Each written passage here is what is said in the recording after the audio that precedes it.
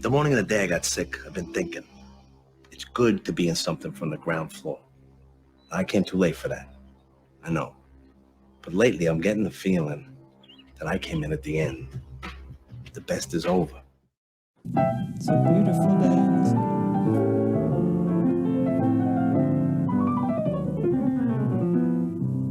So there's the piano. Right now, with this whole thing, like them not taking the criticism, like John Larsen, John DeLynn, they are Kanye West right now. He was just on Lex Fridman's podcast. Yeah, Lex and Fridman is so great. I love that guy. I just discovered him like a month Lex ago. Fridman is I've been watching for years. If Fred Rogers had autism. God damn it. he has all took me a second. the love and compassion of Fred Rogers and the razor sharp logic of Rain Man. Fred Rogers went to MIT. Rain Man Rogers. Because I grew up with Fred Rogers, and what I learned is that everyone's special, even the people you don't like. Oh, but I was going to say 2 good podcasts by the same guy just in the last couple of days. Dave Smith did a couple good ones. One was on Kanye. Him and his co-host are both Jewish, and they both talk about, like, who gives a shit what Kanye says? Let the guy talk. Who gives a shit? And then they had another one about our pathetic elites, which I think all of us kind of get behind. Even Saturday Night Live was making the joke. Like, how is this all that we have? And you can 100% say the same thing. Like Trump's, maybe some people really do think Trump's the super duper greatest choice. But I actually think if you sat down any good American and said, no, you get to choose from anybody. Like, it doesn't just have to be like Trump and Biden, like what's offered to you. You can choose anybody. I don't think anybody in the country would choose what's offered. I think everybody would have in their minds, hey, this guy's not even on the table, but I'd prefer that guy being president. I can think of some write-ins. I could think of some write-ins just from like my local company, you know. Just for the company. I wasn't expecting that, but yeah. Obviously, and I could fill up. I would fill up the whole entire United States and Utah Senate and everything with random people I know who are pretty good dudes. And I would be honestly, it should be that. Yeah. More so. But we got a bunch of wackadoos, and that's partially because, I mean, to talk crap on our system, you know, it does kind of select up for wackadoo narcissistic wildness, you know. Mormon expression episodes, I make that argument in depth. So there's a whole episode where I kind of explain. But in brief, you start pulling on that thread, and everything falls apart because, first of all, once you recognize gay marriage in the church and fully recognize gay marriage in the church, you allow 2 men to marry. Once you allow 2 men to marry and adopt and seal, then women in the church have 0 value. They have no value anymore because women are valued in the church. This is the exact opposite of what I think. Like, if gay marriage were allowed, I mean, men have no value. No, they always like to do this thing where they pretend that women have no value in the church, and they pretend that anyway. They act like the only value that Mormons ascribe to women is baby making, but that's not the case. Men are worthless in Mormonism. Like, men are the bumbling. But I think they make the case themselves that the patriarchy is the fake thing that's only there to make men think they're valuable, and we don't really need it. There is every man. Ask any Mormon man. You have to ask any Mormon man if he's married up or down, and he'll say, "Oh, I'm married up," and his wife will also say the same thing. They're the most they're the most cucked group of society. Like, the American man is supposed to be this guy that's sort of like, yo, I'm married up. I can't believe this woman deigned to deal with my stupidity and my bullshit. Mormonism. And Mormonism takes that to the nth degree, man. Yeah, they really if marriage really opens up, not just to gays and that, it opens up to polyamory, opens up to polygamy. Very, very quickly, it becomes very apparent in any one of those societies, you don't need that much seed. You do need to take care of the eggs. That's just all there is to it. Like, the eggs are precious. The seed are not precious. It comes easily. And very quickly, you also learn through that polygamy process or whatever that you can just select for the top men, and the rest of them can just become cannon fodder. That's just how it goes. Yeah. It obviously, if you break that thing down, and you can even say, I can even from a postmodernist point of view say maybe that's how it should be or something like that. But if that breaks down, the obvious, just to oppose John Larsen here, the ones who become more cannon fodder and less valuable are riffraff men. By the way, just what about? Sorry, I'll just push back on you. What about riffraff women? Sorry, I'm sorry, Foot, but what about riffraff women? Don't they exist? Well, I mean, they'd be married into a polyamorous situation. So the point is, if you're just talking about strict biological reproductive, like men, sperm is so much easier to come by than egg. Mm-hmm. Like this is so we I played like a game. Billions every day.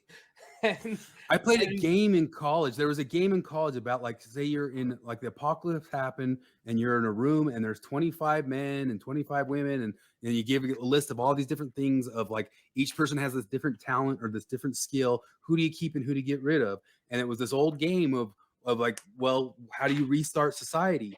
And the trick answer to that whole entire game is, you know, you only got 25 spaces and there's 50 people. The trick answer to that is you get rid of most of the men. You get rid of most of the men, you only keep a couple of men if you really want to restart society.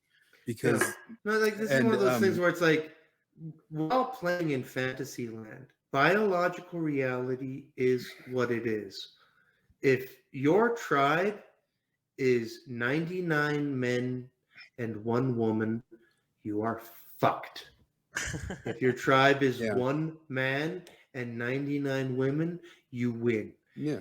There ain't no overcoming that. And this is the thing that the social constructivists don't get. We're never going to overcome that. The biological reality is that men are disposable. So all of this feminist bullshit about trying to prove that women have value is really just a narcissistic projection. God damn it! Like, so one of the many things, like, you know, people always bring up like women and children first, because like you can go look right now at the statistics of the survivors of the Titanic. But one of the other interesting stories about survivors of the Titanic that I discovered just on my own, on my dumb nerdy walks in the Wikipedia forest, are the stories of the male survivors.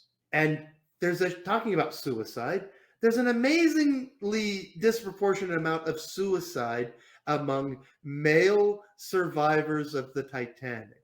What's up with that? Well, it's not a secret. They were ridiculed and they were shamed. There's a Japanese businessman, who in 2006, he died in the 70s or something. And in the 2000s, there was some memorial or something happened to Titanic. And this Japanese guy's descendants put out a letter saying, we denounce this guy for not drowning in that accident. Jesus Christ. So I'm not making a normative argument here. I'm not saying it should be this or shouldn't be this. You can even say, hey, we got to let gay marriage get in the church. We got to change society and let that whole thing happen.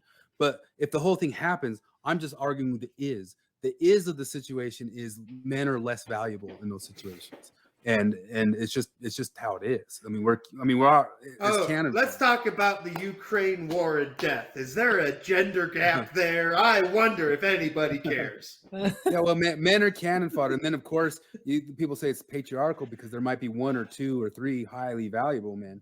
But I have to say, one of the clients at work this week, is this lady. She's a Russian. She's from Chelyabinsk, and we were talking about the Russian war. And she talks to relatives in Chelyabinsk. And she says, and we were talking about this conscription thing.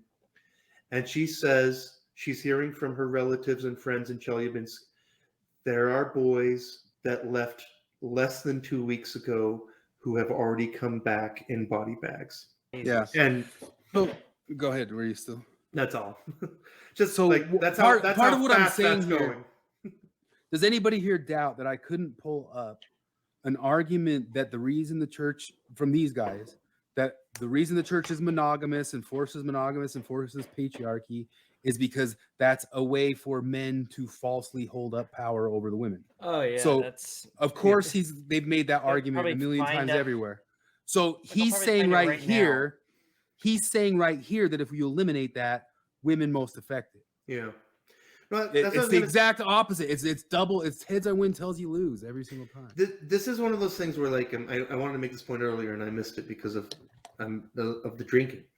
But this is one of those lessons that got hammered in by the selfish gene by Richard Dawkins. Fundamental mistakes that the feminists and the Marxists and all these people make is the idea that men and women are in competition with each other as a class. Like, oh yeah, they are, but not the way they think. There's way more intra-competition than inter-competition by far. Yeah, exactly. Yeah. But like, it's not. I had that discussion with my wife recently, because she's been digging into a lot of this like anti-feminist sort of shit, right? And she told me the other day, she's like, do you think it's harder to be a man or a woman? Because like I'm so annoyed with feminists that I'm starting to just say that it's probably harder to be a man. And I'm like, I think the question is entirely situational. I think the question is like, because we're individualists here. And the thing is, like, she was saying that? Sorry, go back. No, my wife was saying it. She was saying, like, I think maybe it's probably more difficult to be a man because of this and this and this reason. I was like, no, that needs to you got to stop, because like that's not valuable to us, because it's just different. It's sort of a cycle of, and it's situational. It's sort of a cycle of revenge, because it is situational, and it is like I'm an individualist first and foremost, and I think that your individual situation matters the most. But the thing is, like, this whole thing of whose life is more difficult, all it serves to do is set men and women against each other, and that's not what we're supposed to be. We're supposed to be a team. I don't want, like, if a woman, there's some things about being a woman that's more difficult than being a man. And if my wife comes to me and tells me that, I want to be sympathetic to her and be like, that really sucks, I'm sorry. And there's some things that are more difficult about being a man, and if I come to her, she'll be like, that really sucks. And because we're a fucking team, and we're supposed to be, but there's like these powers that be, that, again, I scream about this on just about every fucking podcast we do, that like, oh, now I believe in Satan, because if there's a Satan, he wants men and women to be at each other's throats. Ask your wife, like, would you rather be an 18-year-old married woman in, let's say, 1840 New York, or an 1942, right? Because, like, in 1942, if you're a girl, you're not getting conscripted. You don't have to go fight the Japanese in the Pacific. Get marched into a chain. Like, how many? You don't have like 40 million of them. 40 million of them. Yeah, because like in 1840, like, maybe you'd rather be the boy. Mm-hmm. But like, really, like that's things like I always want to ask these feminists, like, have you ever heard of Gallipoli? Does that mean anything? Because like, this is deep cuts, but I'm a nerd. But do you guys know what Gallipoli is? No. World War I. If you've ever heard of Anzac Day in Australia and New Zealand, they celebrate Anzac Day, and it was a horrible, nightmarish defeat where the Anzac forces in World War I tried to invade the Ottomans on the peninsula of Gallipoli in modern-day Turkey, and it was a horrible, nightmarish defeat, and they got absolutely murdered.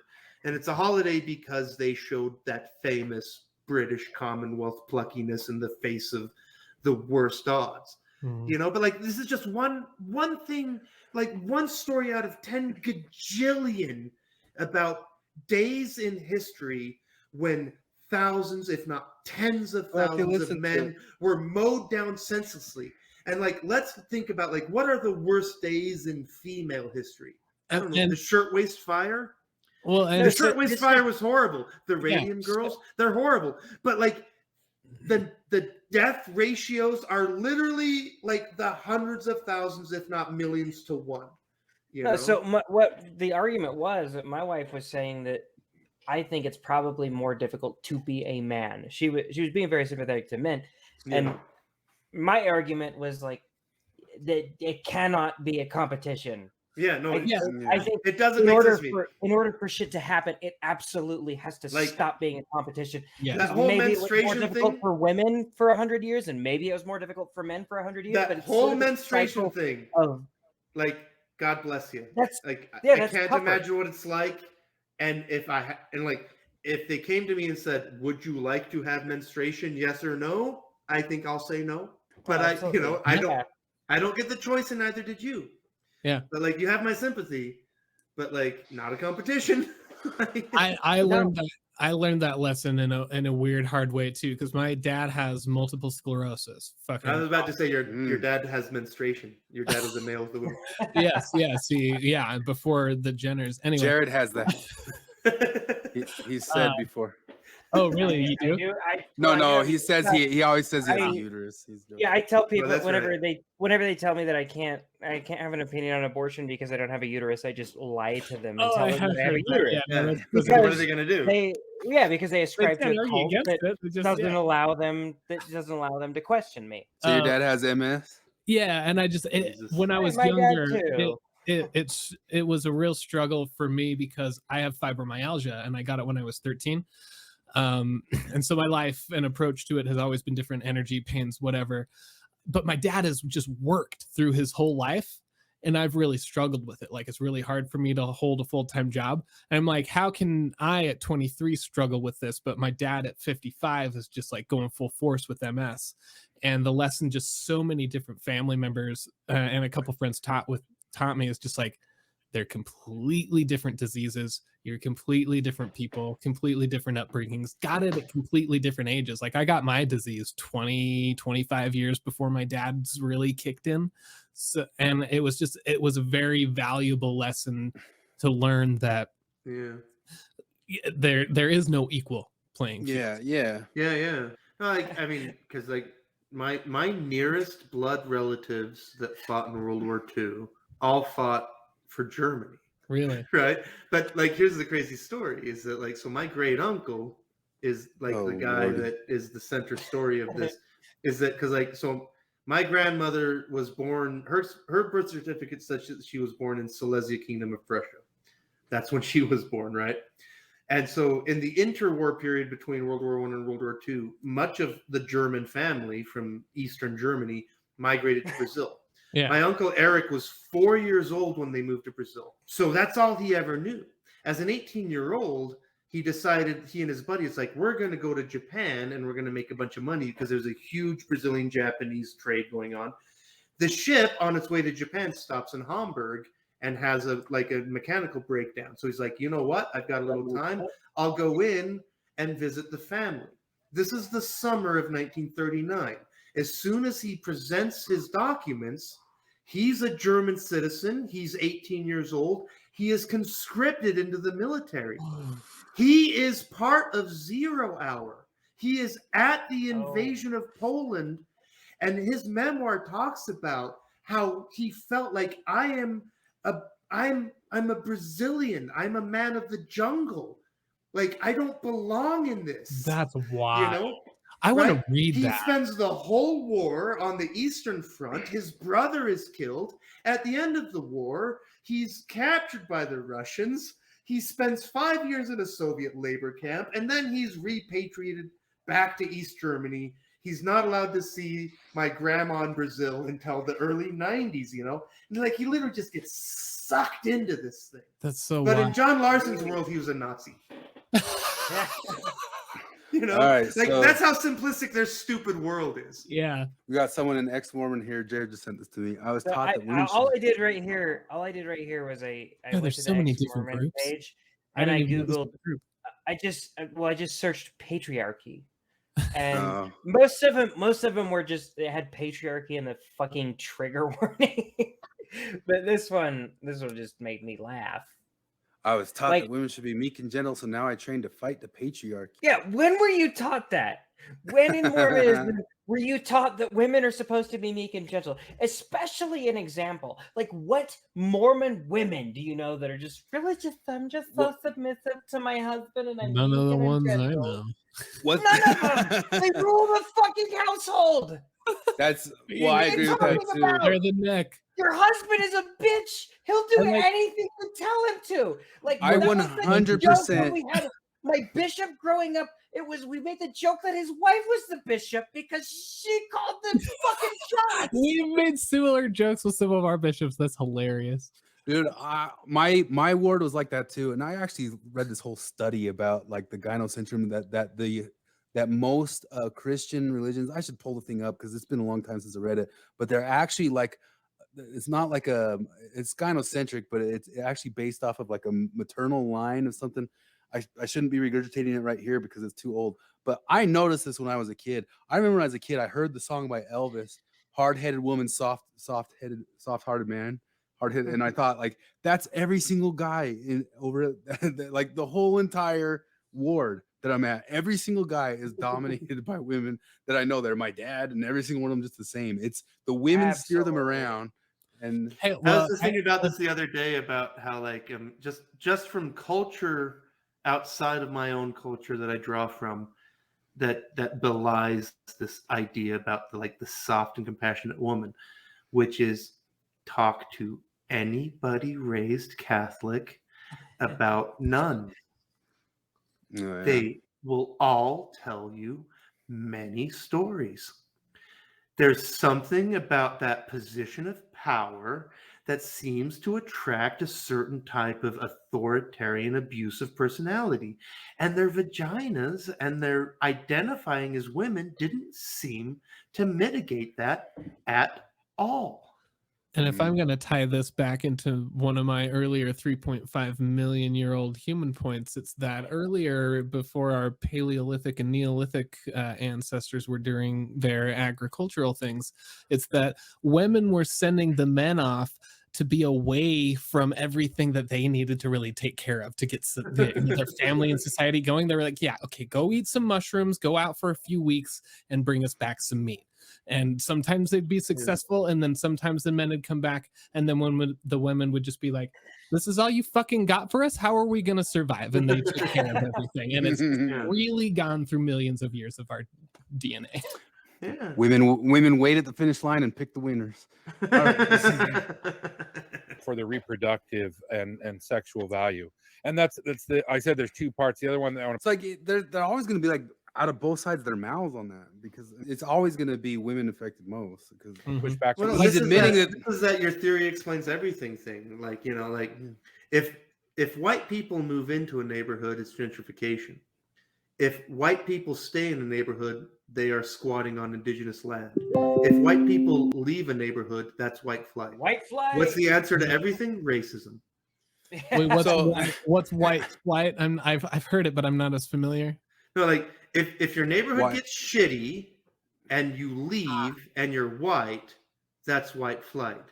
If you move into a shitty neighborhood to make it better, that's gentrification. Okay. It doesn't matter where you are. You're on indigenous land. The answer to everything is racism. Yeah, literally. Everything's always heads I win, tells you. Yeah, exactly, and that's how it works with patriarchy. You know. Yeah. Because that's the thing. It's like, you know, like, oh, the men died in the horrible war. Well, there's a Vietnam memorial. It's where's the memorial for all the women who did all the dishes? There's no memorial. It's that amazing Hillary. It's the amazing Hillary Clinton quote where what was it? She said that like the primary victims of primary war victims are women. Yeah, the primary victims of war are women because they lose their brothers, husbands, fathers, and sons in combat. And that doesn't, you know, it's like, to take that stupid woke thing. It's like when someone tells you who they are, believe them. Okay, Hillary.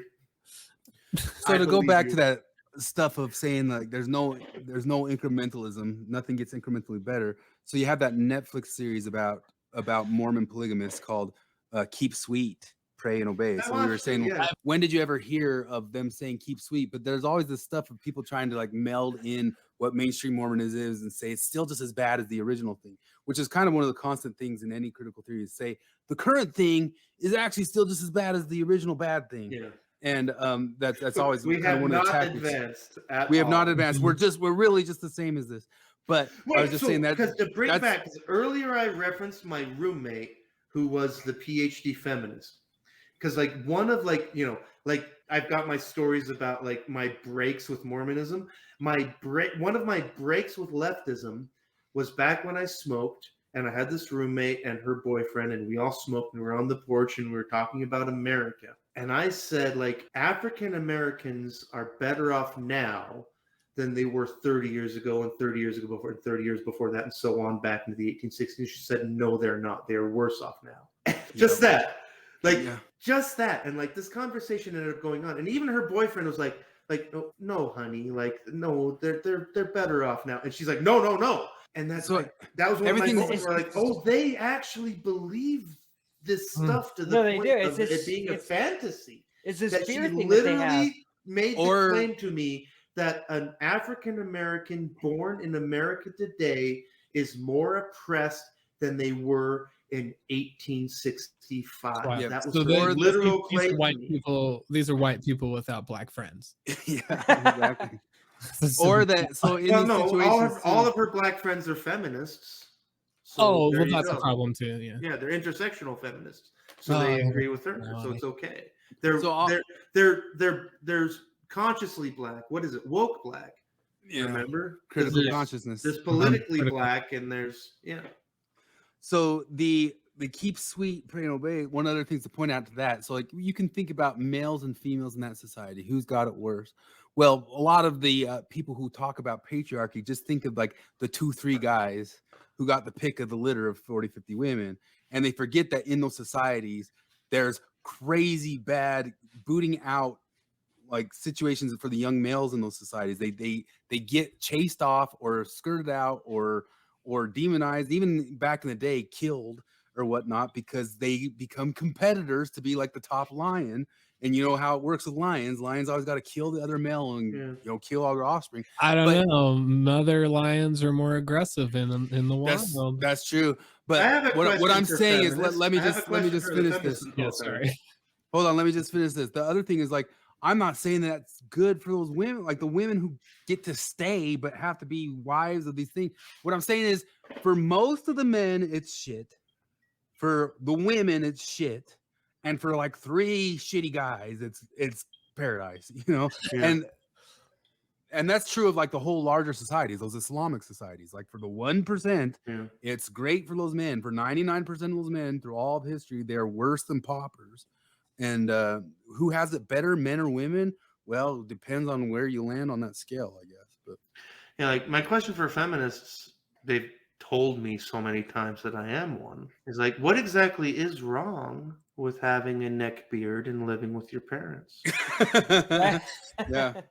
Explain it to me. Why is it pathetic? What is wrong with being involved? Because the problem is like if celibate. Why is there's a problem with being an overweight neckbeard and living with your parents? Because like I know a guy who offers solutions. His name is Jordan Peterson. He says, get your act together. He says, shave, lose weight, and clean your room and move out of your parents' house. This is kind of the point to the video Jared posted today of like the women don't like that act because Jordan Peterson's coming and he's saying grow up. And the point of the conversation that Jared posted earlier was, well, you get married to grow up. So you've kind of come in late to the game in certain ways. No, it's just so funny. It's like it's one of those. It's just number 10,000 in the iron law of woke projection. Like they pretend to have an issue with attacking people for their sexuality, lifestyle, and economic situation. But what's the first thing out of your mouth if you say something true that runs against their worldview? Neckbeard, incel, Trumper, live with your basement parents. That seems like an ableist. Suddenly they all become the most you can't even get laid and Randian people in the world. You can't even get a job. You don't have any money. And I love Jared. Your whole value is based on your ability to attract sexual mates. I'm a feminist, by the way. Yes, I love that ableist slur one because I'm disabled, but it's like one of those invisible disabilities. I just look like a normal human. I'm not in a wheelchair or anything. So when I say shit, people are like, "Whoa," and I'm like, "Oh, I'm actually, I'm disabled." I don't know. It's just like every time I get an N-word people about race, and I'm like, No, but that's the thing, though. It's like, I mean, it's all Kafka traps because, like, I can't find how many times where they're like, they try to pull the fucking race card on me, and I'm like, well, I'm Latino. well. I'm Latino. According to you, that's magic. And then, they say, well, I haven't experienced racial prejudice because that's the definition of Latino. Everybody knows. That's what that means. If you go back to the etymological roots of the word Latino, yeah. you'll find Caesar talking about racial prejudice. That's what that means. No, I don't know how they don't put that together. There is another issue that the church fights as hard with, and that's the sexual subordination of women to the church and church authority. And that happens both in terms of what bishops tell women, how we treat women in marriage, how we treat bishops tell women. I don't think there's much Do more. bishops tell men anything that's wrong? Or is all the advice bishops give to men? I'll just jump in and say, yeah, some of them do, just because I think it's, I had to go to the bishop a lot as a kid because my parents were those kind of parents. Well, my mom was. So I met with every bishop I ever had for various reasons. Some of them were why didn't you just terrible. Why didn't you just lie? That's actually very, for me, a very You know what? This is a total anecdotal. I'm just kidding. I'm just kidding. But Jared, you actually brought something up because I have to tell you, like, this just popped into my mind. But way back when I was going through my excommunication for fornication and the aftermath, because there's a lot of people who came to me and said, like, why did you tell the truth? Why didn't you just lie? These kinds of things. And I just very quickly, like a quick survey in my mind, all the people who said that are leftists today. See, I wonder. Yeah, that was the thing, is it only punished honest people, and because a lot of people said, like, well, how'd they find out? And I'm like, I told them. I was disfellowshipped twice for the same thing, and it's I went and told them. Very early on, like, I made a promise that if I break the rules, I tell on myself. So that's what I did. And that's very early on, all my lefty friends are like, why didn't you just lie? Very early on, I was convinced that I was just unsavable. So I just was like, I'm just always going to lie. Yeah. So I just was like, no, I don't jack off or anything like that, man. I'm crazy. I've never seen porn. Crazy. What is that? Like, I mean, if you are a put together bishop, and like you keep talking to the boy and he keeps saying, like, nope, I've got no sexual feelings whatsoever. Like, at one point you're like, okay, kid, like, no, like no, it's okay. Yeah.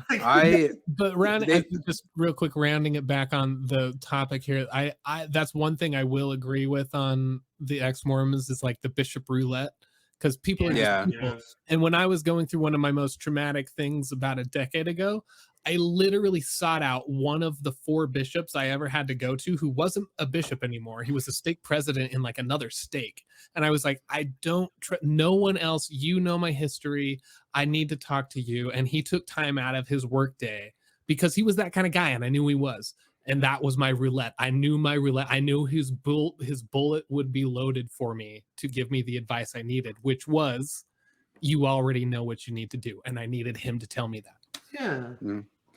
I didn't have any bad bishops. The truth of the matter is, so I was a late bloomer, so I wasn't even really ever lying. Like, I didn't get into masturbation until I was much older.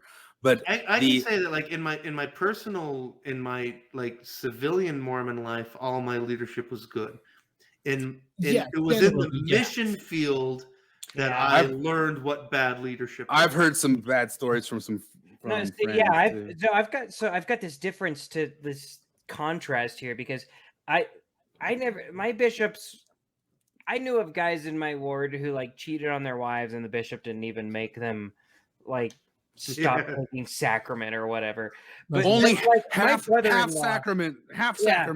No, my brother-in-law, just the water. There's no common law tradition in bishops. There's no precedent. Yeah, I mean, whatever. What are you saying about your brother-in-law? My brother-in-law, he lost bishop roulette every single time. Oh, really? He had to go through like 2 disciplinary councils as like a 16-year-old. Ooh, like porn or for messing around with a girlfriend.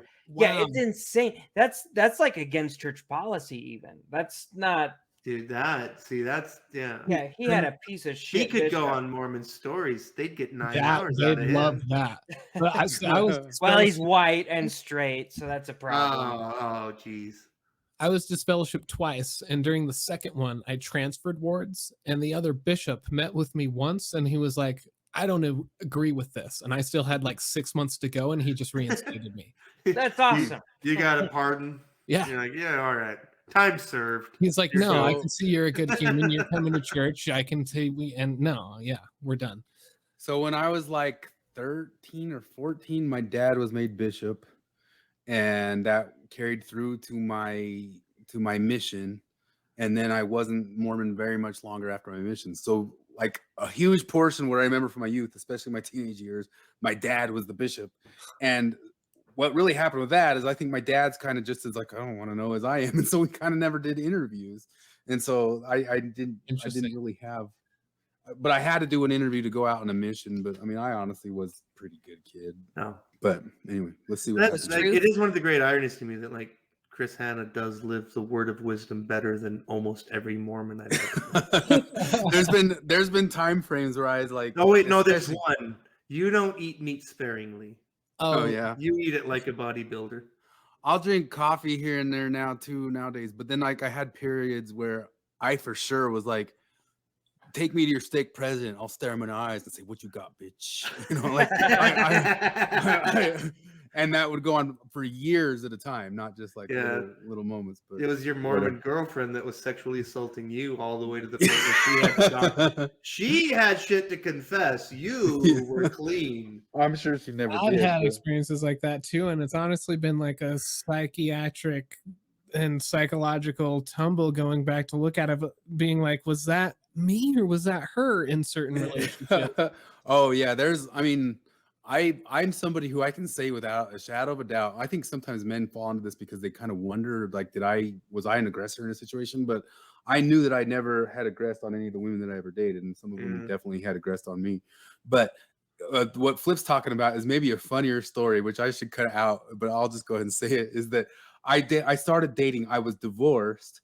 I started dating a Mormon girl I was pretty crazy about. She was gorgeous and all that sorts of stuff, and super Mormon, which is weird because my whole life. This is Chris Hanna's Ahab.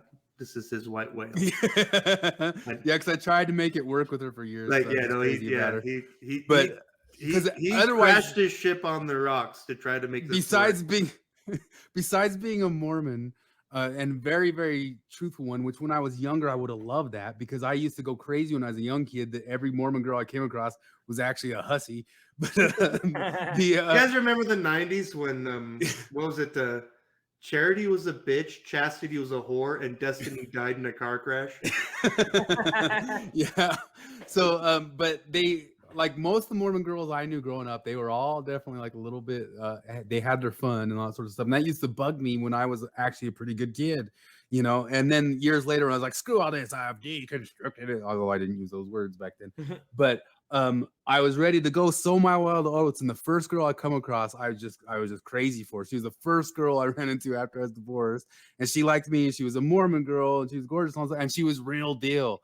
Well, pretty real deal. What Flip's talking about, how she was sexually assaulting me, is here's the joke that I'm for sure cutting out. Is I promise you, I have done more Levi loving as an adult male than any ex-Mormon who's ever existed in every planet. And that's because she used to come at me with that all the time, and I'd tell her to knock it off and stop it, and I don't want to do this anymore, and all sorts of stuff, and she'd still come at me for more. No means like, no, Cosby. Yeah, I honestly thought, like, stop it, leave me alone, stop doing this, stop coming at me and doing this. But she was crazy. There isn't like a point, I'm like, is that all you're gonna want to do after you're married too? Like, you're crazy for this shit. Like, what the hell's wrong with you?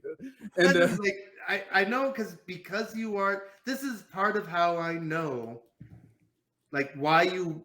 There's so many reasons, but this is a big one. When I say you're the wisest person I've ever met, is that you never fell for it. You never fell for it. Like, it's the simplest thing in the world for somebody to just go, okay, But you're always being like, no, lady, show the rest of your cards. And she wouldn't. And you're like, fuck you. Yeah, I'm not going until you show me all those cards. And she never did. And so you wouldn't. You never. Yes, she was I feel like I'm getting there, but it's a struggle. Yeah, her husband can rest good that she ultimately held off all the stuff and but I mean I tried to be respectful. It was her who would push trying to like doing that sorts of other stuff. But the other end of it is that I tried to make it out. I tried to make Mormonism work. I tried to understand it, and then I also forever stayed honest and told her. She said, "Well, you could just go tell him you believe in it, and we could get married in the temple." And I would tell her, "No, I'm not saying it. I'm crazy about you. I want to do that." And Lord knows, I had a song that got played on local radio. That sounds like she wasn't even. She's not even it's Mormon. like in Seinfeld when was it like George Costanza's gonna become an Orthodox Christian? I had a jokey song called "Please Jesus Look Away." It's really good. The whole joke, the whole song was about, Jesus stopped watching us so that she'll finally get down or something like that. And it got played on local radio here because and the whole thing was a joke. Even at the time frame, she showed it to her mom, like, look at this, it's so sweet. Like the whole thing's about you not being willing to get down. And but your Sky Daddy won't let you. Yeah, that's what it says. Like, the song says that and all that sorts of deal. But we went through that whole entire thing. Please, and Jesus, look away. You're not real anyway. Yeah, you're not real anyway. Yeah, please, Jesus, look away. I'm in so much pain and things other stuff like that. But the whole thing was just a joke. But at the same time, it wasn't a joke because going through this whole, we went on for, I'm telling you, 10 years on and off. 10 years. You know what's funny? This is the crazy thing though, because I don't know that you cognate this. I have never laid eyes on her, the person in my life. You never saw her? I never saw her in person. And you talked to me about her for a decade, but I never actually met her. I didn't know she was in this other world. She was in I won't. I'll have to cut it out. We've gotten nowhere on Mormons. Yeah, no, I know. Like this is the most disjointed episode we've ever done. And I even came into it tried to be focused. I came into it basically sober. Impressed. I began the podcast totally sober. I didn't. Oh. And honestly, I think I talked about it in my initial thing here on this podcast, but one of the nights, me over years of, because I was initially a full-on angry, not angry, but just complete anti-theist ex-Mormon. And over talking with her over 10 years, I came her direction and she didn't budge, And so I'd come and I got to a point, and the moment that it ended was honestly a discussion about Dostoevsky's.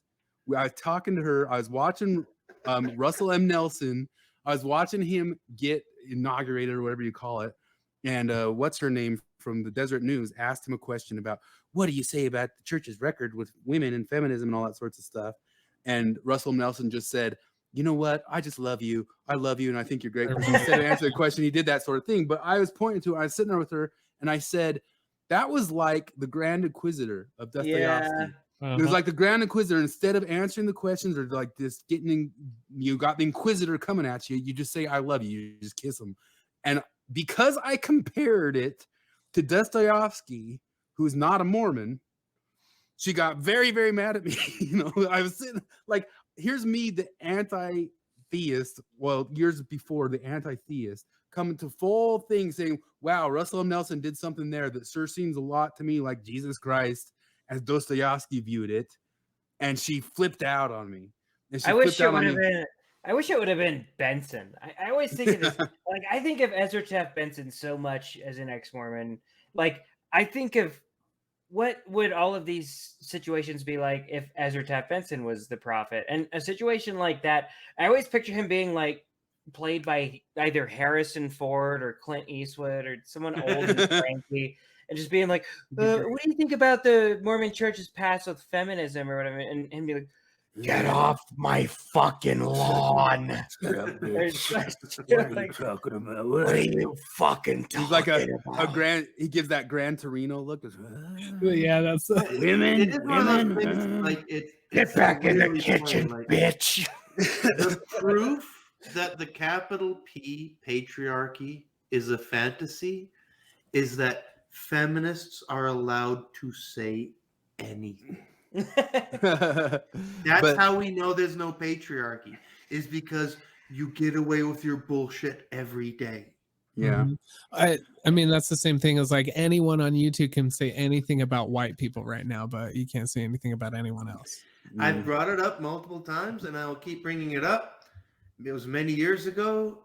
It was not the ex-Mormon Facebook page, but it was an ex-Mormon Facebook page that was moderated by a transgender woman who one day openly called for the genocide of Mormons. I reported the comment and I got the message back from Facebook. This does not violate our community standards. What? Yeah, that's real. Yeah, It's real. No, like the comment really was, the world would be better off if we just got rid of all the Mormons. And I replied, like, this is genocide. Are you kidding? And they were like, no, I'm serious. They contribute directly to the suicides of queer teens. The world would be better if we got rid of all the Mormons. I said, Facebook, you should see this. And they said, we don't have a problem with that. yeah. That's It's Mormons. that's absurd. I'm sorry, I gotta take my dog out real quick. Did you mean indigenous Mormons? Because that would be a problem. Anyway, back to not back, just for the last little second. That moment when the Mormon girl couldn't see that I was trying to see things closer to her view, like that was the moment. Like I seriously said, "Hey, we're not working this out." Like if you can't see that I'm trying to reach middle ground with you by calling your prophet Jesus Christ, just as Dostoevsky viewed him, we're not going to sort this out. Like we're not getting there, you know. Oh, I was gonna say, like, if you've been so wired to associate homosexuality with, sexual perversion, whatever, like you're wired to feel disgust, and disgust is a very powerful emotion, that is like very hard to get away from. And they've done studies showing that conservative people feel disgust more easily than liberal people. Like disgust is a primary tool of control as well. Hold on. You missed it. That's right there. Oh, damn it. Sorry. There's more control than liberals. Like you're wired to feel disgust, and disgust is a very powerful emotion, that is like very hard to get away from. And they've done studies showing that conservative people feel disgust more easily than liberal people. Like disgust is a primary tool of control as well. This is Righteous Mind, Jonathan Haidt stuff you're talking about. Yeah, not that you're quoting Jonathan Haidt, right? Exactly. That's what I'm getting at. Her saying that and him saying that, and them using Jonathan Haidt for their points is a bastardization of the points that I was going to say very bastardized. Like they didn't sorry, go ahead. Go back to Ezra Klein. I feel like that one of the fundamental mistakes that they make, and like Jordan Peterson has brought this up as far as the implicit bias test is concerned, which is like the kind of pathological disgust reaction that like Hitler had versus novelty aversion. They don't make this distinction because this is a thing that like I'm intimate with, having been raised like multicultural, multi-ethnic. Like, for example, like, I found like introducing my friends to Brazilian stuff. Like, Jared, what was your opinion of a suco de caju? It was decent. I didn't hate it as much as most people, but it's not great. Most Americans don't like it. I love it.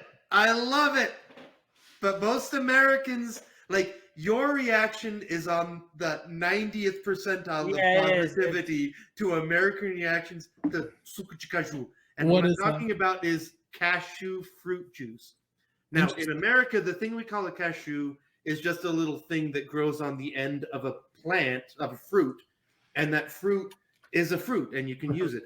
The reason nobody outside of Brazil knows about it is because apparently the shelf life of it is non-existent. Like, it's something that you have to, like, it's just a local product. Interesting. But like, you can buy cashew fruit concentrate. You can buy it in America, and you can mix up cashew fruit juice. I love it, but most Americans go, ah. Oh, I want to try it.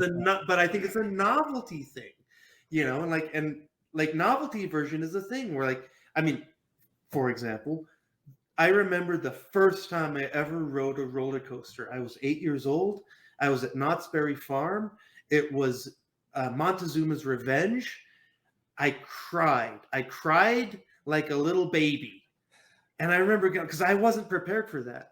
And then I remember after having left the park going, I want to do that again, you know, because I had novelty aversion. But like, part of a healthy brain, part of like a grown-up person is you go, okay, that was my first round. Let me think about this. Did I really hate it? Was it the worst thing ever? You know? Well, Dan Savage used to say, don't knock anything sexually till you've tried it twice. But what he's getting at, what they're getting at there is there's a lot of politics that get altered by disgust and disgust reaction. And Jonathan Haidt's been one of the main persons talking about it. But Haidt, who wrote The Righteous Mind, he's not saying, I've heard John DeLynn bring it up multiple times, of Jonathan Haidt sure tells off those conservatives. And if that's your reading of Jonathan Haidt, you are not reading Jonathan Haidt. Well, right. yeah, I was going to say he didn't read The Coddling of the American Yeah, Mind. I know. He didn't read that one. I'll make an analogy. John DeLynn reads Jonathan Haidt the way that Hugh Nibley reads Egyptology. yeah. So I'll pick the part. You pick what works for you. Yeah. But the entire Trump thing, like the reason the left couldn't read Trump right, because there was plenty to criticize about Trump, but they couldn't because the entire thing was a disgust reaction. Yeah. Like she says right there, God, like yes. The conservatives tend to have a disgust reaction. You're reading John Haidt wrong if you think that's just the conservatives thing.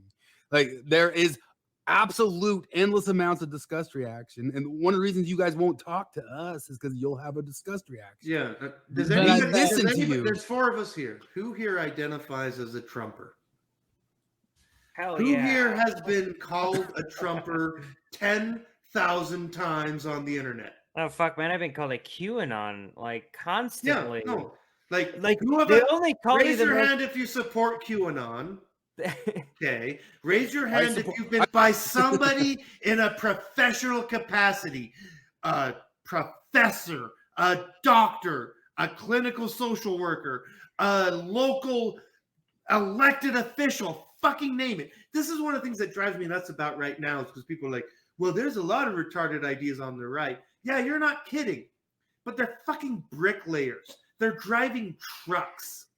They fucking make your toilets flush. Meanwhile, the leftist bigots are sitting on Mormon Stories podcast. Yeah, they're sitting on the Mormon Stories podcast. They're your HR reps. They're your city councilmen.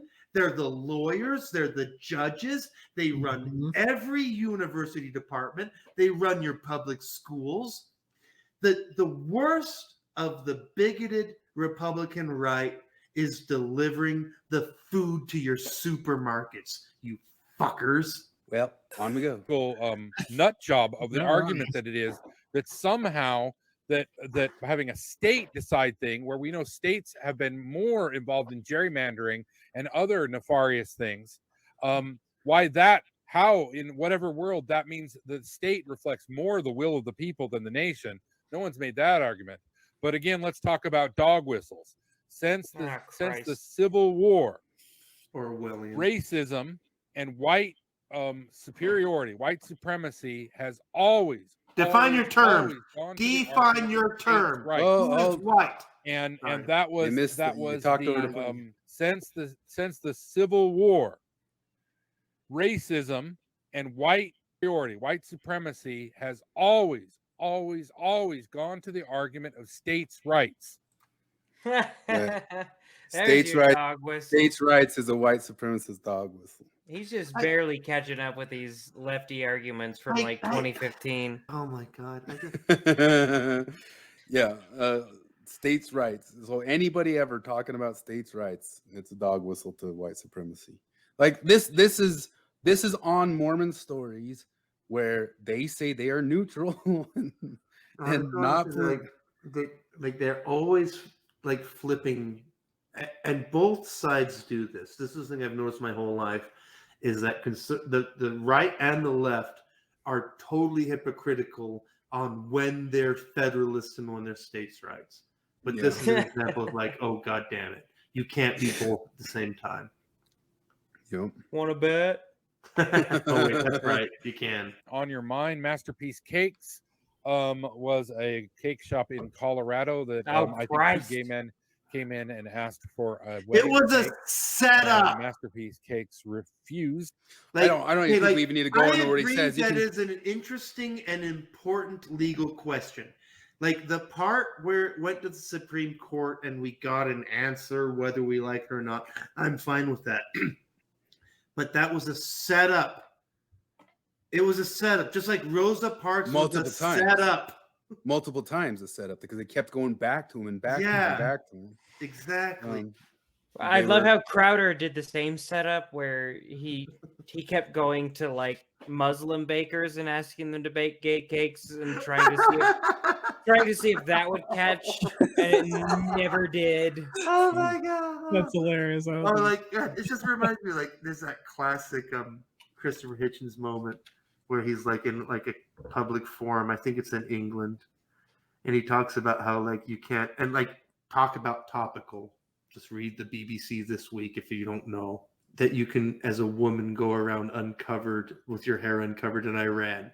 And he gets an argument with the woman. She's like, I'm from Iran. She's like a British Iranian. Like, and you can go around uncovered with your hair uncovered. And it's just this moment of Christopher Hitchens like, no, you cannot. And she's like, yes, I can. No, you cannot. Yes, I can. No, you cannot. And it's like, just read the news right now. That was 10 years ago. Like, Christopher Hitchens has been dead for at least that long. No, you cannot, you fucking gaslighter. Like, stop pretending. I mean, they're still getting killed this year. Yeah, no, absolutely. Like, no, you can't just go around as a woman with your hair uncovered in Iran. No, you cannot.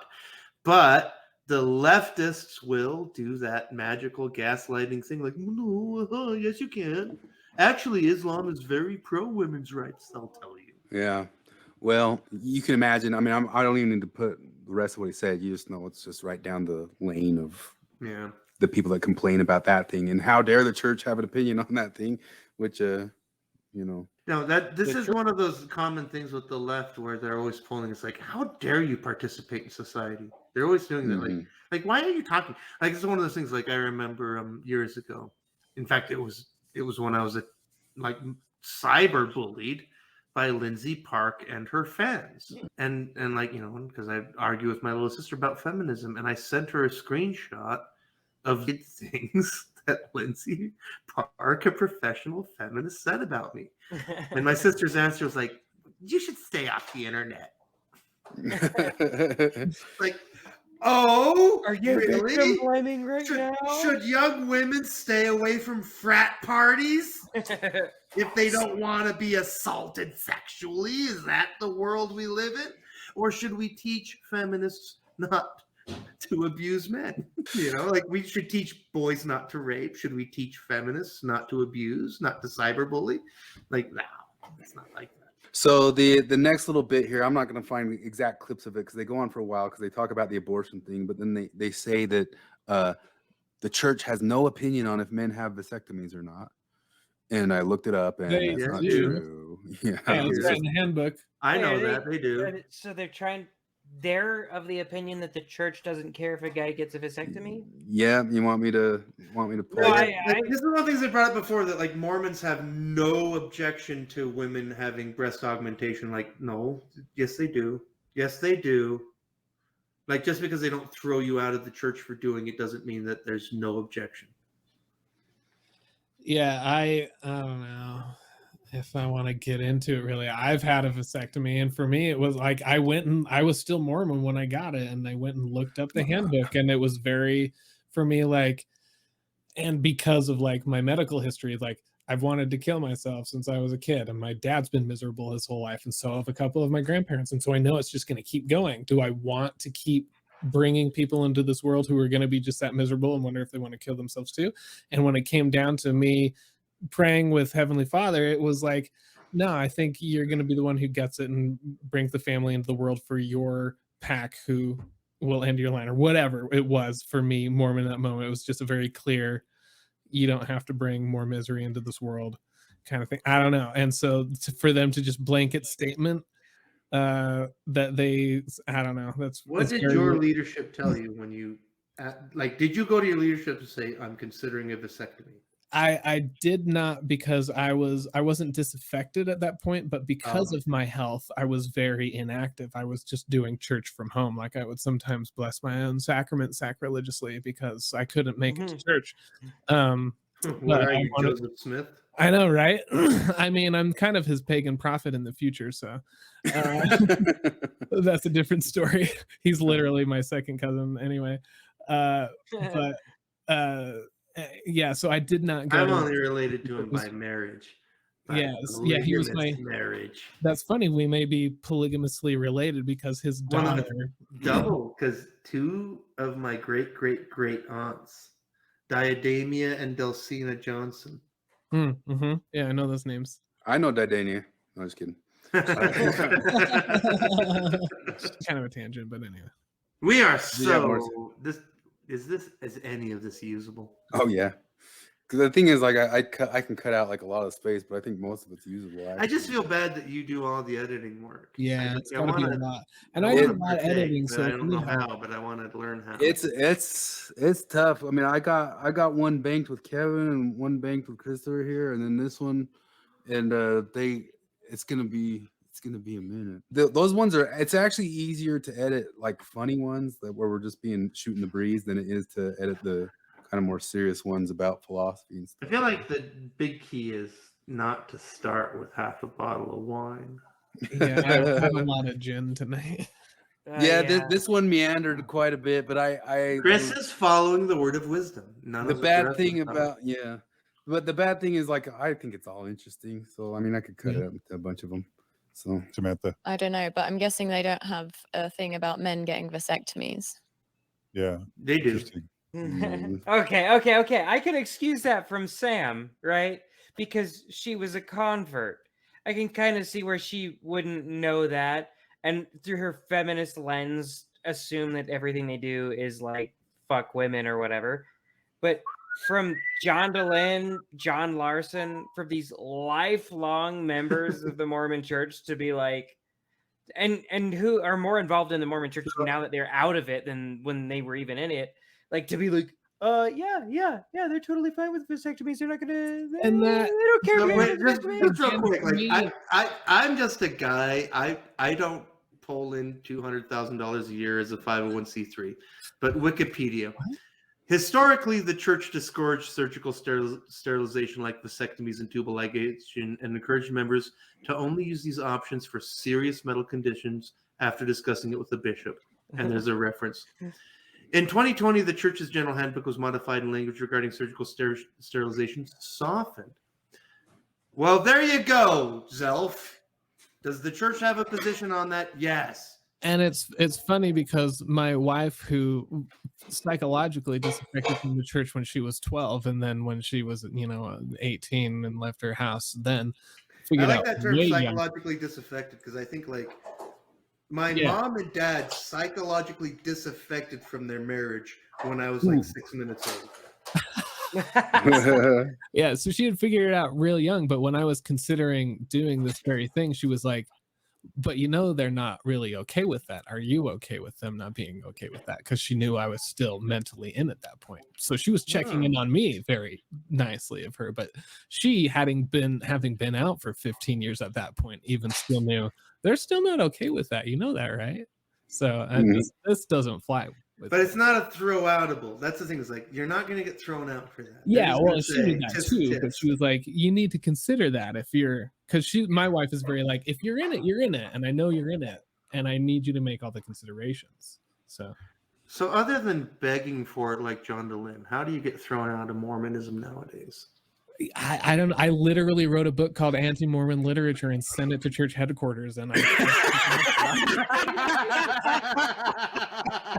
No, that's too obvious. They're not gonna fall for that. Well, Natasha Helfer got thrown out, and then she threw a fit about it. That's one of the other things that we keep saying. Like, why do you guys keep throwing a fit about it? But one of the things Natasha Helfer is just like, I told everybody they could fuck everybody, and for some reason the church kicked me out. I don't get it. That's exactly true. Jeremy Reynolds thing. I had all these questions, and then I became the person who made the biggest generation of ex-Mormons, and they excommunicated me. I wrote the ex-Mormon Bible, and they kicked me out of the club that I didn't want to be in anymore. What the hell? The Natasha Helfer one, she honestly tried to say, I'm speaking, this goes good in line with what's coming up right here. I'm speaking as a clinical therapist who's an expert, as a clinical therapist, that it is proper and good for the mental health and well-being and to elimination of harm that everyone should fuck everyone. Because I referenced earlier that I got in a fight earlier today on NPR, and it was on an article about the Supreme Court hearing the argument about the race consciousness.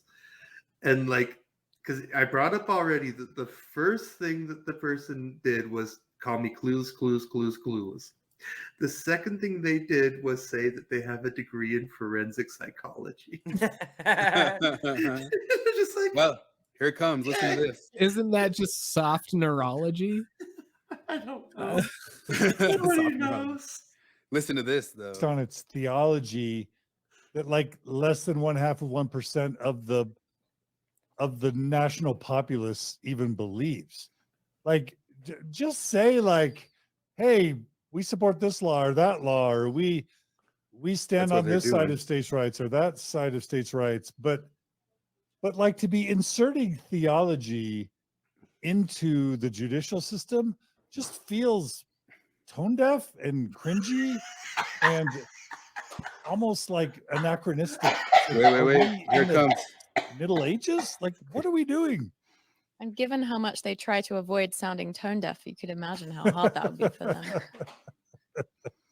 And you can imagine how much they just love following the best standards and practices of like the psychological in what's best for trans people in the United States and all of the psychological institutes and doctors who actually have studied these things and have scientific information and informing their opinions as opposed to theology. What a thing it is to be actually informed by science, but that really is it's really just following along a real strong path that whatever the church does is right. We're going to keep doing the things that we previously said and not let new information and new data ever come here. They are supposed to know everything, not supposed to be data.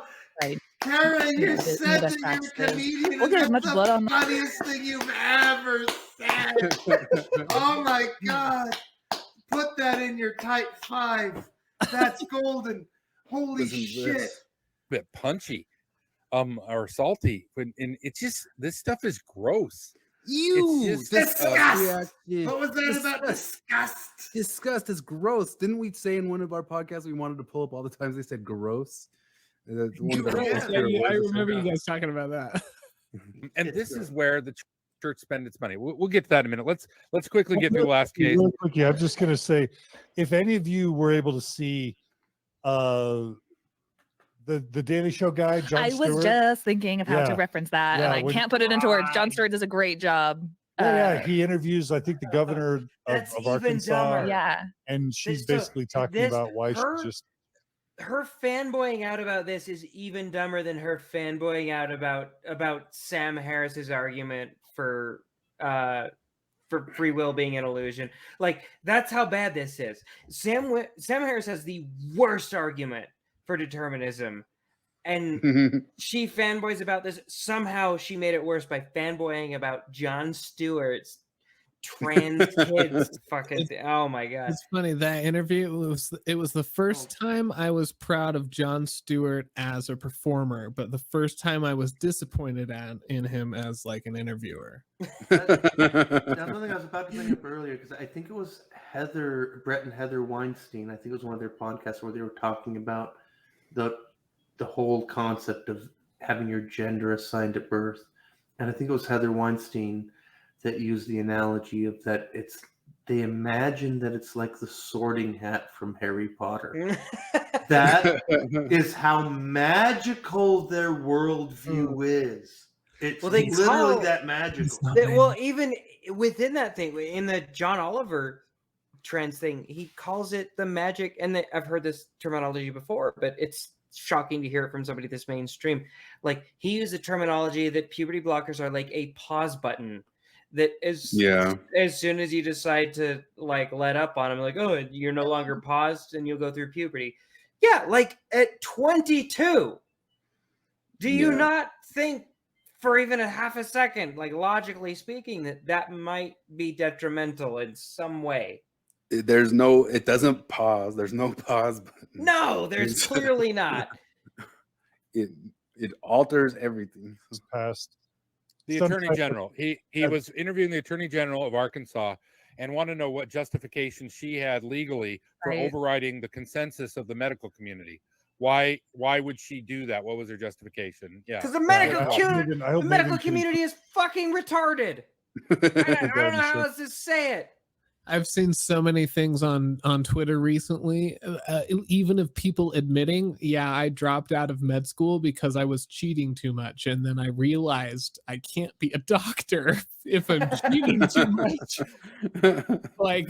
like becoming consciously aware of it. But that's but then admitting shady. Of like so many doctors. But that's the least shady part about medical school. Yeah, that's just one example that's coming to light because it's so brilliant. This is one of those things about like it's so brilliant. We're all around that 40 years old thing, and so like we're in literally middle age, and like have you guys all had that thing where you go to the doctor, and it's like 50-50 that they're younger than you? And then therapists. I can't go. Yeah, because like I have that thing where it's like because I went to the doctor. It's like, you're 27. What the fuck? What was the justification? Yeah. Yeah. I hope Maven can include that in the show notes because it's so brilliant. Because he's just. I think there's a iron rule that you could put out that if Delin calls something brilliant, it's decidedly midway. Is it brilliant? Oh, you know better than the American Psychological Association and the American. Yes, absolutely. Or as Heather Haying said it, 200 and something 50,000 years of human evolution knew better than. Medical Association. She's like, we have our own sources. And he's like, can I see those? And she's like, we've had people testify. He's like, can we see those? Because they need to be. The testimony was there. Hey, John DeLynn. The testimony was given. The testimony was put into Congress. John, I'm calling your bluff. You can't be born in the wrong body. You can't. I'm calling your bluff right now. You can't be born in the wrong body. You are your body. I've smoked a lot of DMT. I can confirm this. Oh, I want some. Well, I can get you some DMT. What? No, okay. Add it. No. Edit. Did you see on Latter-day Lobsters they were asking if anybody knew a shaman, and I just said I know a drug dealer. I like your answer, but did you see mine? What was yours? I said depends how much money you got. That's pretty. Now I'm scared because I just listened to Dennis Prager talking to Ben Shapiro about fentanyl. And fentanyl's scary. You think you're buying DMT from some ex-Mormon shaman. I don't know. Actually, you're a Chinese Mexican druggist trying to death me with fentanyl. I don't think they'd fentanyl up DMT. I could see them do that to their acid or to their Molly or something. Dr. Phil was saying like I wouldn't let my kids eat candy from trick or treating. I've just listened to this and I'm not sure how I feel about that because because I remember since the 80s hearing the razor blades and the apple thing. Yeah, you were like a bunch of stuff goes like everything goes in cycles. But just recently, like I was watching Michael Knoll stuff, and the Midnight Mormons had an episode, and it's the satanic panic is coming back. Like if you want to look to the right side of stuff getting weird again, like they really are starting. Like the Midnight Mormons had a whole episode about how all the Satanism in the music industry is real. So this is an edit situation. But like, because I talked to you guys a bit about like, have you heard reading the local news about that ex-Mormon ex-therapist that has been indicted in that ritualistic sexual abuse involving Mormons and all that shit?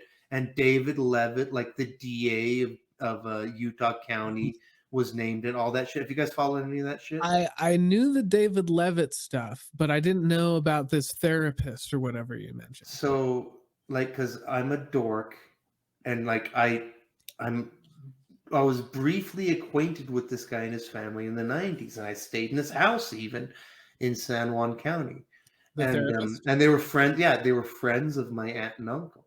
So I read all of the charging documents, including all of the witness statements that allege all this shit.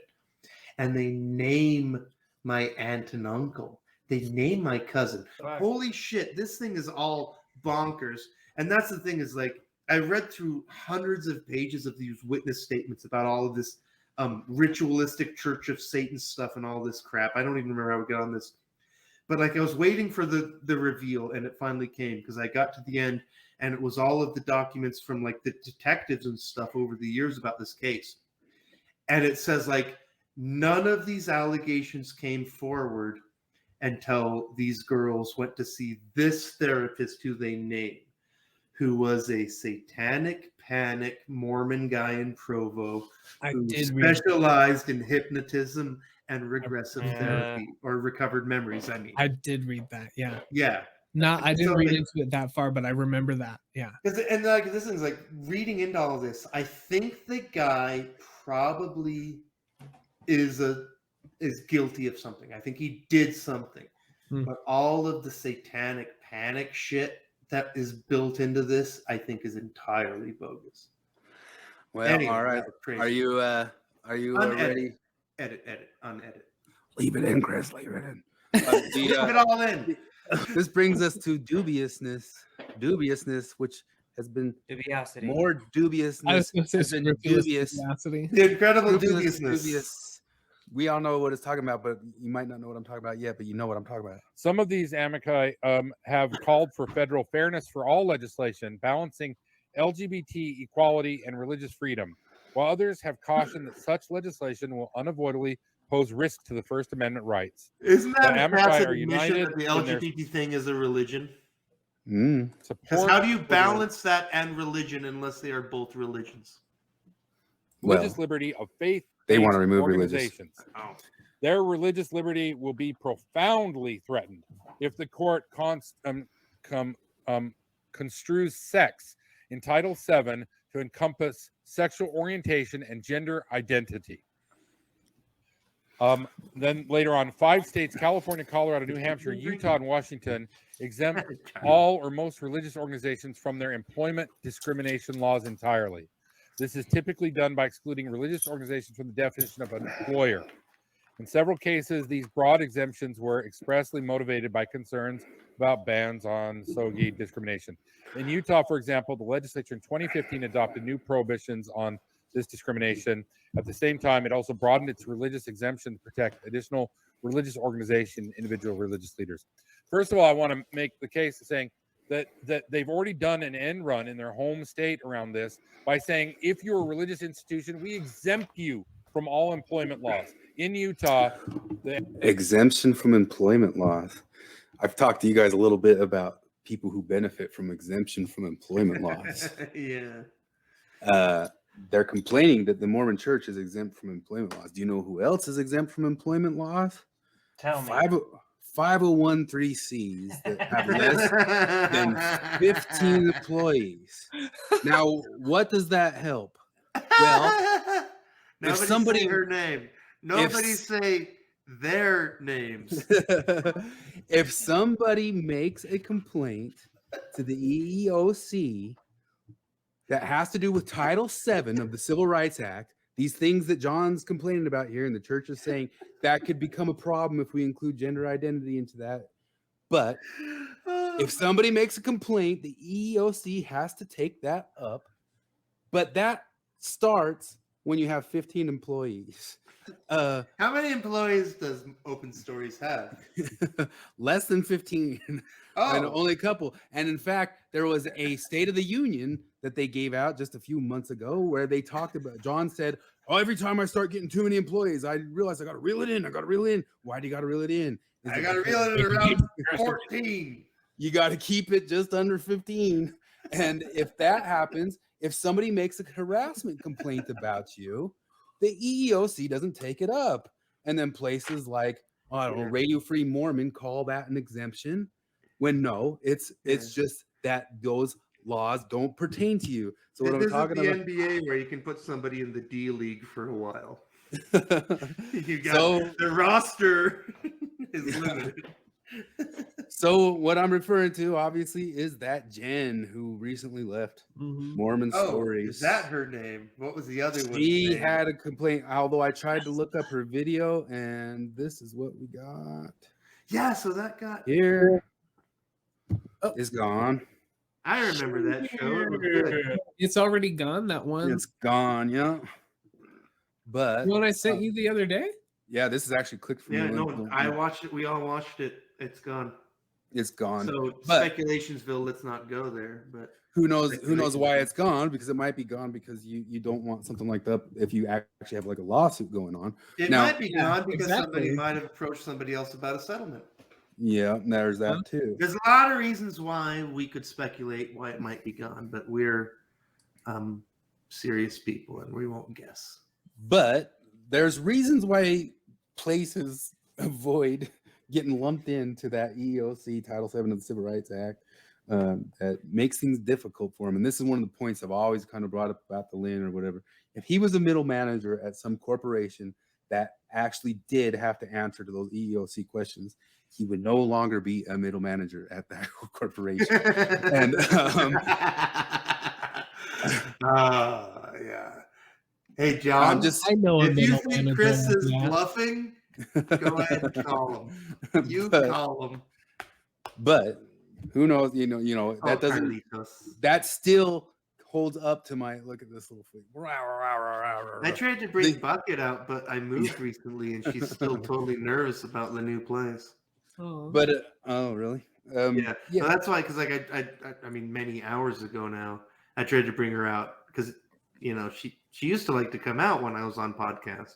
Yeah. She's still not into the new place. She'll get there. Anyway, sorry, total digression. Anyway, yeah. So the only reason, like, I get that because you can still land on the concept that maybe Larsen's or DeLynne's innocent or not innocent and all that sort of thing, or at least as it being as dubious as some people say it is or not. Who even knows what this claim is by Jen? But she does claim that she was harassed and that. I'm sorry. Within the framework of the woke left, who isn't a victim of anyone else? That's the problem. Like they have the boy who cried woke issue. Yeah. They have the girl who cried woke. Like I don't know what to think. Maybe John Larsen is a piece of shit, but you think that all men are part of the patriarchy and oppress women. So what the fuck am I supposed to differentiate between John DeLynne and everyone else? So that's part of the problem is that you see all these ex-Mormons, because if you look at I saw the guy that posted her video on the ex-Mormon subreddit, I saw the comments, and it was all like these ex-Mormon people finally applying the amount of skepticism that you ought to apply to a situation like this, which is like, well, we need to wait till we see all the evidence. Okay, fuck you. You did not say that for Kavanaugh.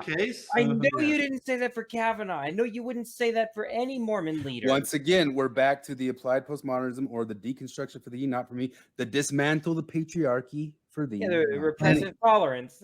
No, it's like just for fun.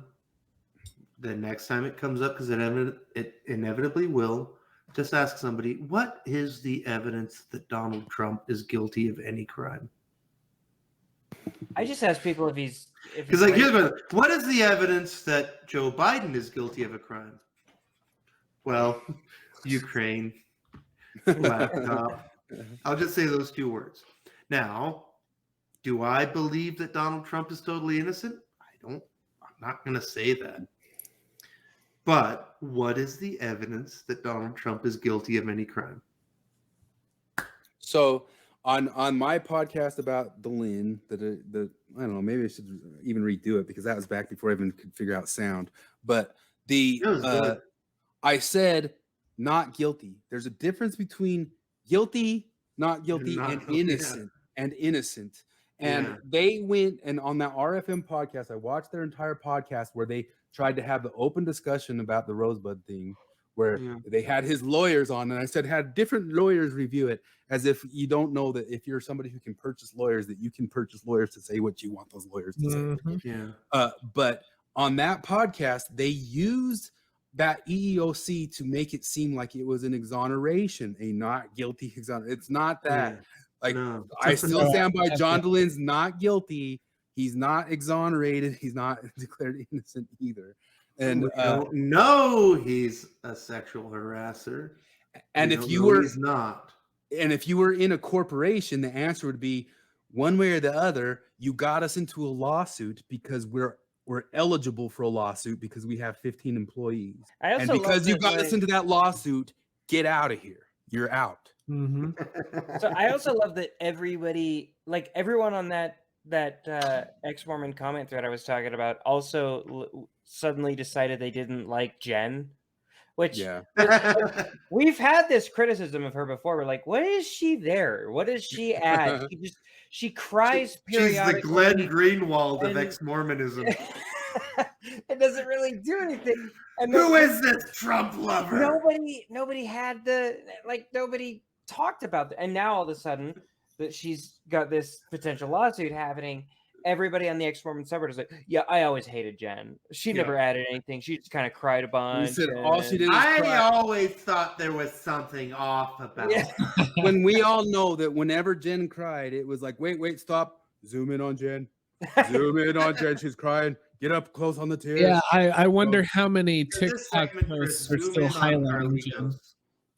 Sorry, I stepped on. Are there a bunch of TikTok like when you're posts talking about zooming in on Jen, just zoom in on your dog. I know they've used her a handful of times, and I doubt anyone has been mindful enough to go back. I don't think, because they don't move that stuff, because there's been times, like I pulled it up in one of our past podcasts where there was this one girl who said she'd been through abuse, and then she said, you want to know who really gets it? The guy who really gets it is that one dude, Mike, or whatever, the guy from Infants on Thrones.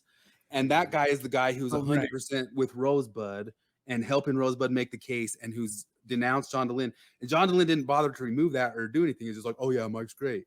Like he's really good at playing this thing of saying, like, if somebody's brought up who he's had a falling out with, the way he plays it off is just by leave it there and go, yes, she's great. You know, he doesn't make the big maneuver, which is actually kind of a smarter way to be if you think about it, you know, but just play it off like you didn't hear or you didn't see it, or that person's great. I've seen him do that already with New Name Noah.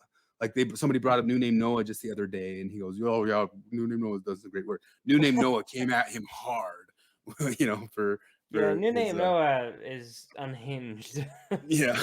Okay. You get off track. I think we just got one last little bit of things. We're getting down close to the end. I'll skip this one, but this is the part where he reaches out across the aisle and asks for legitimate criticism from his opposition, right? Yeah, for sure. I know something that Jared loves is he mentions Jesus hung out with sex workers. You guys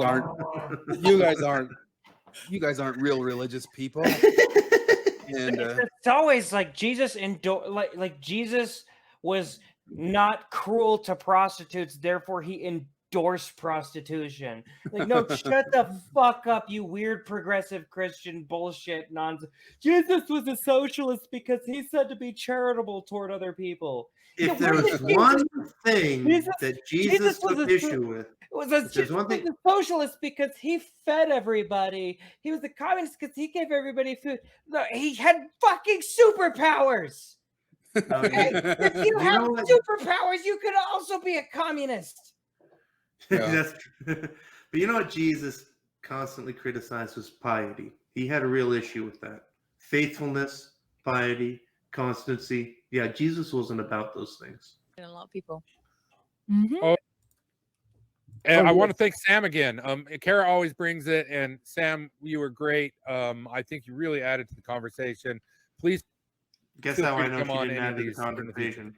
That is very nice of you to Sam. say. Yeah, Sam, thanks for joining us last minute. It's great to have you, even when it's past your bedtime. Yeah, this is a treat. I have had limited exposure to John Larsen, and I was very, very, very impressed. You say nothing superfluous, which you don't find in a lot of people. You know, I've had limited experience to Christopher, but I just have to say your contributions today, just amazing, brilliant, really unbelievable. I'm so happy we're here. Bloody brilliant. Yeah, really, I guess. I will be taking over as host. This is praise you too much because you don't have the. It's not your free will that has caused you to be this non-superfluous throughout. This crowd does not want to talk to me about free will. I'm sorry. It's hilarious to me. Not a word is superfluous. Not a word. I don't think I have anything else. There's some other stuff. I'll go goodbye. I don't know. There's a million things that I wanted to mention that I didn't. But you missed them.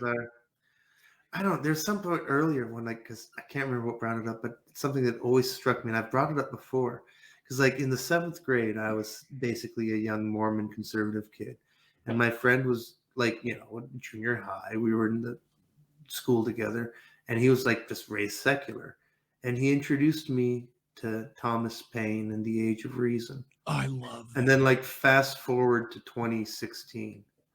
And he's telling me that Brett Kavanaugh is a blackout drunk. And I'm just wow. What a world. What a world. Yeah. Make good content for my Nuance channel. So thanks, John. Well, it's a great channel. So check out Nuance. So why doesn't Zelph ever have me on? I was just going to say, you coming on Zelph next week? Let's go. Let's go. I don't really want you there. Yeah, I don't know. Well, John DeLynn, my experience as a life coach has brought me to believe that you're just a heterosexual, cis-normative man who just is going to contribute to the patriarchy from here on out until oblivion. But it's not your fault because you don't have any free will. What is the path for redemption for John DeLynn in the woke world? In the woke world? There's no such thing. He's doing it? Yeah, I know. Yeah.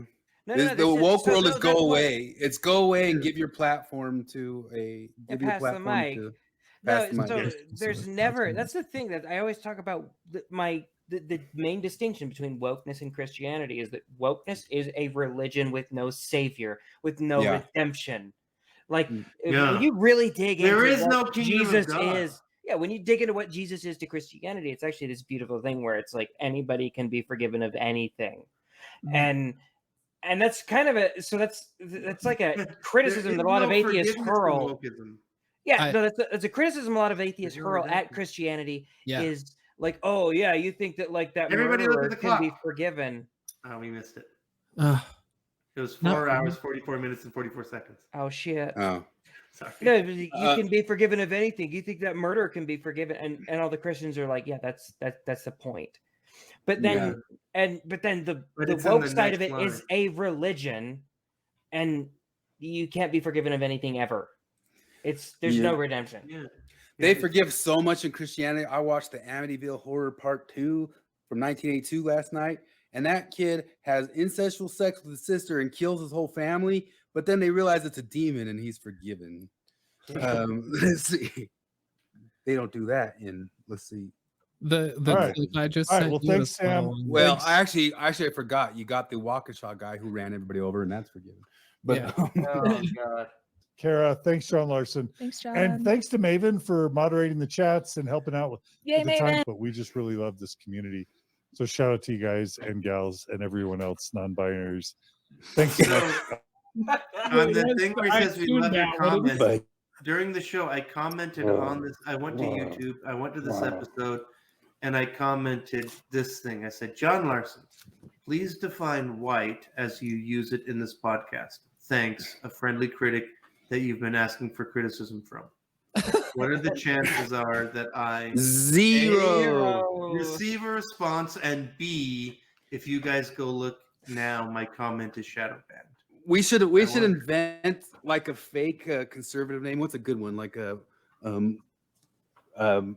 Henry Rogers. Wait, we said we'll call him what's a good autistic name? Lex Rogers. Lex Rogers. Lex Fridman. I'm trying to think of like an ultimate Mormon name would be like Fred Fridman. Like, yeah, Fred Fridman. Fred Fridman. Wait, we're gonna make a guy. He's Fred Fridman, and this is gonna be the hypothetical because he's Fred Rogers and Lex Fridman put together. Oh, Fred Fridman. That's perfect.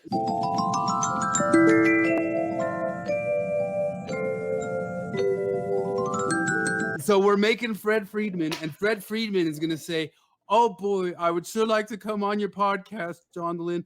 I'm a Republican, and I feel like you haven't given Republicans a good shake. I just want to come on and apologize for Trump, and I want to come on and I want to apologize for all the sexism in Christianity, but I'm a conservative.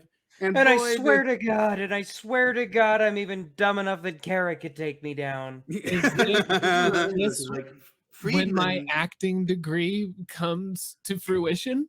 Yes, you need to be Fred Fridman. Sounds a little bit too Jewish. Oh. So we have to do Friedmanson, because Oh, that is Friedmanson. Scandinavian, and everybody could understand Yeah, that you a get the Dane caucus is a in there, Mormon. yeah. Fred Friedmanson. Daryl Jensen.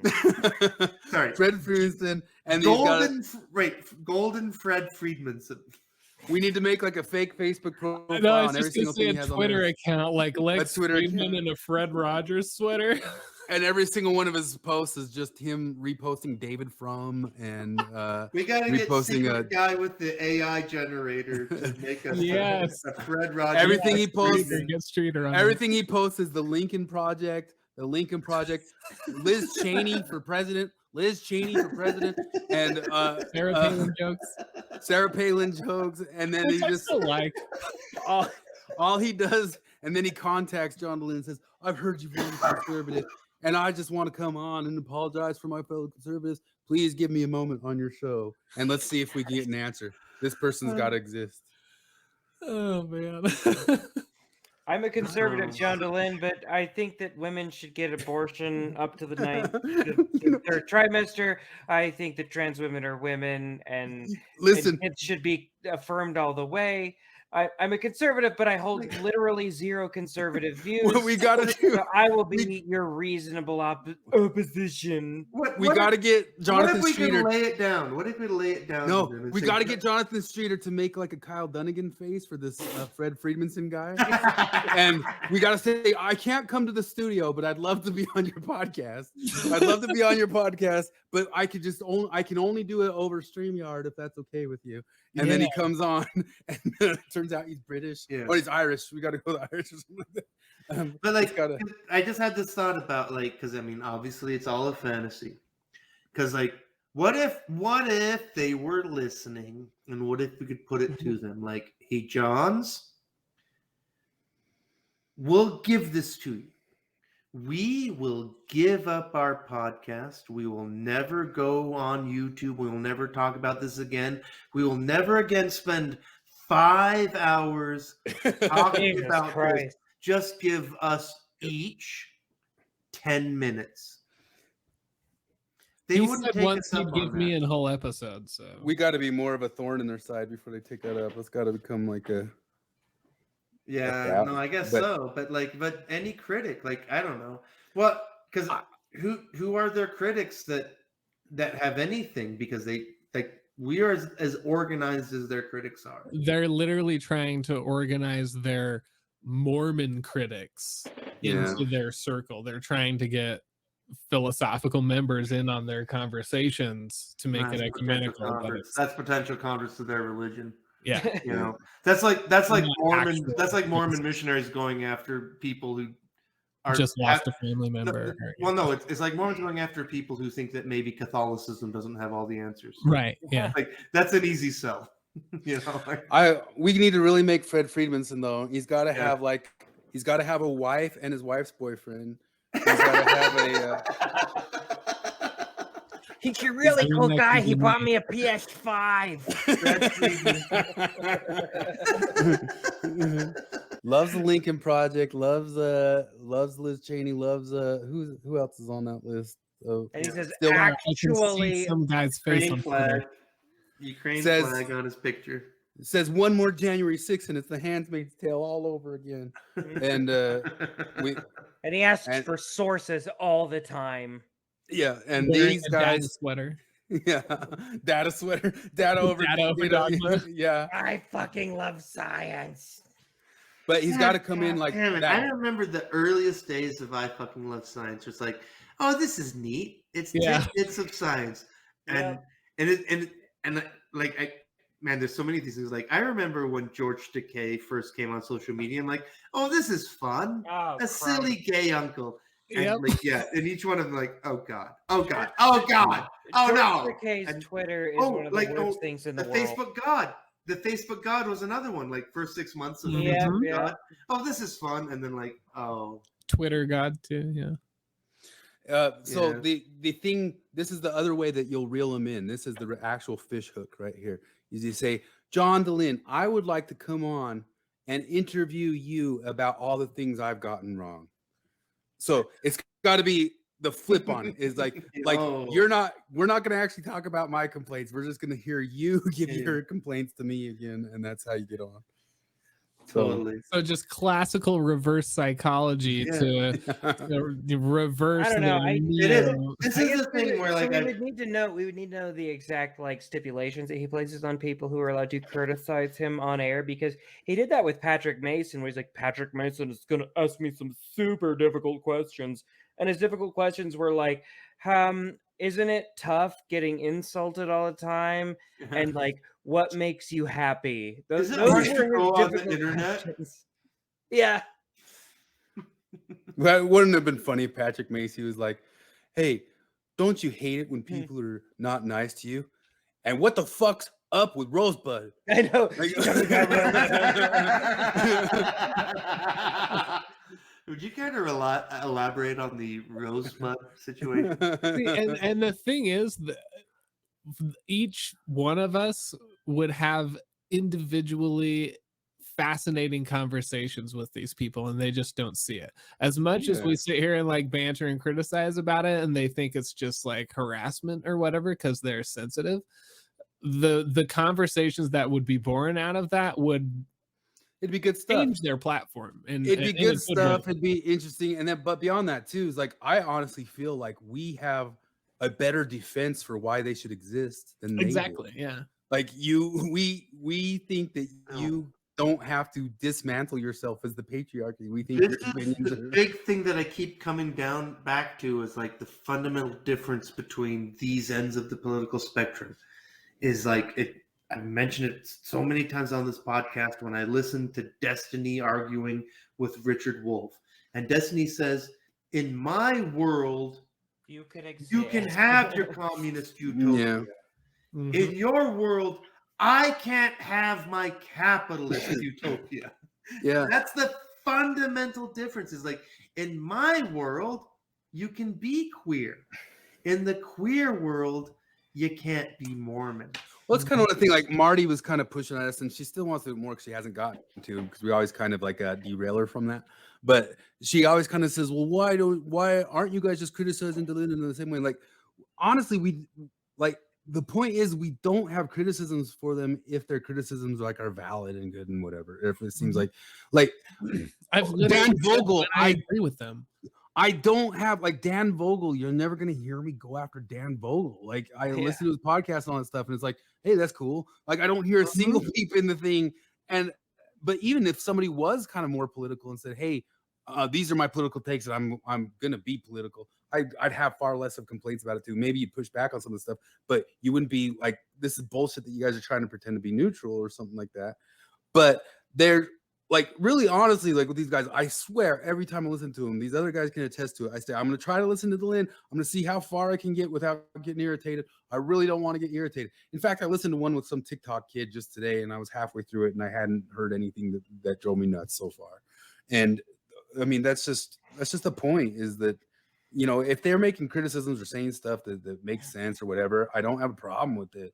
I really don't. And I don't even have a problem when they're wrong. I just have a problem with like the way they kind of shadow box and call for the criticism and then poop on it, you know, but whatever. Any final words? I better head No, out. I don't know. We can go for another 5 hours. No, we probably could, but I have to wake up. Jared's gonna fall asleep. I have to be up but early I don't too. know what we covered. Things are this was. We talked about diet for 2 hours. Yeah, that was probably a bad start. Maybe it's because I'm thinking about diet so much, because I'm about to walk to 7-Eleven to buy some garbage, because tomorrow morning I'm going back to eating brown rice and canned chicken. Let's I'm on it now too. Because I think it's like the most religious maniac I know in my personal life is Chris Hanna, and it's because he eats nothing but brown rice and canned chicken. Well, that's starting tomorrow. Happy. Like that's starting tomorrow, and I've announced it on stream and all that stuff, and that's what's going to happen. And I'm going to get my cardio back up, and it's all because I'm going to fight maybe one of Jacob Hansen or maybe Brad Whitbeck or something. Yeah. But maybe speaking of diet, maybe interesting pin in the conversation.